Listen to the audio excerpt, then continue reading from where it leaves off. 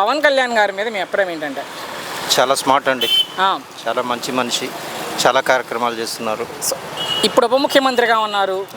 ఎలా అనిపించింది? 2 ఏళ్ల పనితీరు అయింది. చాలా బాగుందండి. మళ్ళీ ఉప ముఖ్యమంత్రిగానే కొనసాగాలని కోరుతున్నాం. మళ్ళీ ఉప ముఖ్యమంత్రిగానా? బట్ ఆయన అభిమానుల కోరికనే ఆయన ముఖ్యమంత్రి కావాలని. లేదండి. ఆ, లోకేష్ బాబు గారు ఉన్నారు. వాళ్ళు చాలా సీనియర్లు, అనుభవజ్ఞులు.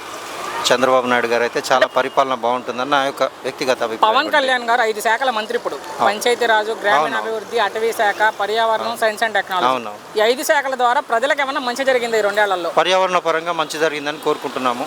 ఆ, అలాగే శాంతి భద్రతలు కొద్దిగా క్షీణిస్తున్నాయి.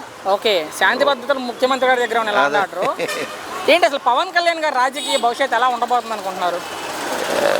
మళ్ళీ ఉప ముఖ్యమంత్రిగానే చూడాలని ఉందండి. మళ్ళీ అంతే. తెలంగాణలో కూడా పోటీ చేస్తా అన్నారు ఆయన. ఒకవేళ తెలంగాణలో పోటీ చేస్తే ఎంతవరకు అక్కడ ప్రభావం ప్రభావితం తక్కువగా ఉందండి. చూపిస్తారు? సరే, ఈ 2 ఏళ్లలో ఆయనకి ఇచ్చిన పదవులకు న్యాయం చేశారా? చేశారండి. జనాల్ని పట్టించుకోవట్లేదు, పవన్ కళ్యాణ్ సినిమాలు చేసుకుంటూ తిరుగుతున్నారు అంటారు కొంతమంది.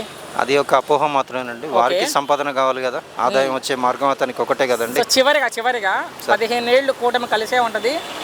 చంద్రబాబు నాయుడు గారు నేను కలిసే ఉంటాము, జగన్ రానవని ఎట్టి పరిస్థితులు అంటున్నారు పవన్ కళ్యాణ్. ఏంటి ఆ కామెంట్స్ మీద మీ అభిప్రాయం ఏంటి?